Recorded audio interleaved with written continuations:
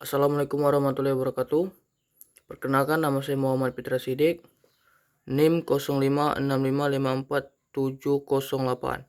Saya akan menjawab tugas 3 penyuluhan.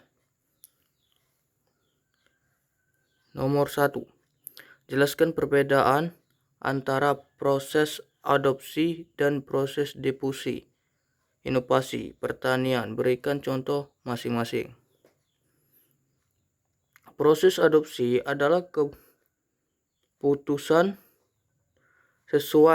seseorang individu untuk menerima suatu inovasi, sedangkan proses difusi adalah bagaimana inovasi tersebut menyebar dalam suatu populasi. Contoh adopsi: seseorang petani memutuskan untuk menggunakan pupuk organik setelah melihat yang baik pada lahan tetangganya. Contoh difusi: penyebaran informasi tentang teknik irigasi hemat air menjadi demonstrasi dalam pelatihan yang dilakukan oleh Dinas Pertanian. Soal nomor 2. Seorang penyuluh diharapkan dapat membantu untuk mempercepat proses difusi inovasi. Terkait hal ini, upaya-upaya apa yang dapat dilakukan penyuluh? Penyuluh dapat melakukan beberapa upaya untuk mempercepat difusi inovasi, antara lain: 1. Melakukan demonstrasi dan uji coba inovasi di lahan pertanian. 2. Menyelenggarakan pelatihan dan penyuluhan tentang inovasi. 3. Membangun jaringan komunikasi dengan petani dan kelompok tani. 4. Memfasilitasi akses petani terhadap sumber daya dan informasi. 5. Memberikan pendampingan dan konsultasi kepada petani.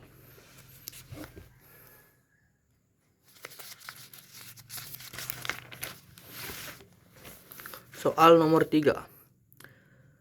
Salah satu jenis pendekatan penyuluhan adalah penyuluhan partisipatif. Mengapa disebut partisipatif? Sebutkan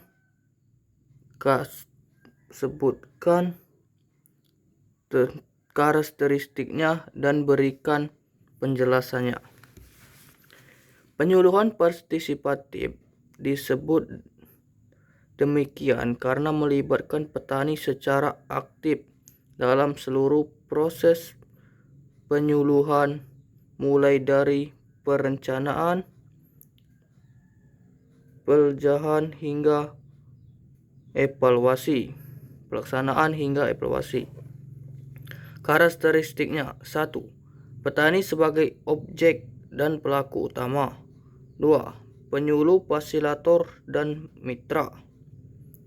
3. Menggunakan metode yang mendorong partisipasi aktif petani, diskusi kelompok, studi kasus, dan simulasi. 4. Memperhatikan kearifan lokal dan kebutuhan petani. 5. Membangun komitmen antara petani, penyuluh, dan pihak terkait lainnya. Soal nomor 4. Bandingkan karakteristik jenis pendekatan sistem latihan dan kunjungan atau LAKU dengan jelas. Debatkan partisipatif ditinjau dari segi tujuan, sasaran, organisasi, metode, dan peran penyuluh. Tabel. Sistem kunjung, latihan, dan atau LAKU. Pendaftaran partisipatif. Tujuan: meningkatkan produksi pertanian melalui transfer teknologi dari penelitian ke petani. Pendekatan partisipatifnya meningkatkan kemampuan petani dalam memecahkan masalah dan mengambil keputusan secara mandiri serta meningkatkan kesejahteraan mereka secara keseluruhan.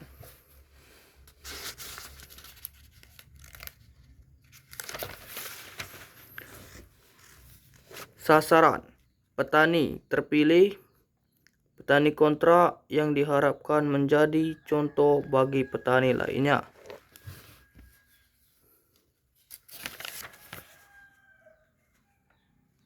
Pendekatan partisipatifnya, seluruh petani tanpa terkecuali dengan faktor pada kelompok yang paling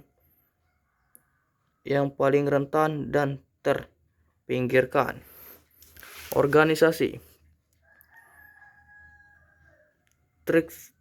terstruktur secara hierarkis dengan penyuluh sebagai ujung tombak yang menyampaikan informasi dari atas ke bawah. Pendekatan partisipatifnya lebih fleksibel, adaptif dengan penyuluh sebagai fasilitator yang membantu petani membangun organisasi dan jaringan mereka sendiri. Metode kunjungan rutin oleh penyuluh ke petani, kontak demonstrasi, dan pelatihan terpusat. Pendekatan partisipatif, diskusi kelompok, studi kasus, simulasi, dan metode lainnya yang mendorong partisipasi aktif petani. Peran penyuluh sebagai penyampai informasi, demonstrasi teknologi, dan pengawas pelatihan program. Pendekatan partisipasi sebagai fasilitator, mitra, dan pendamping petani dalam proses pembelajaran dan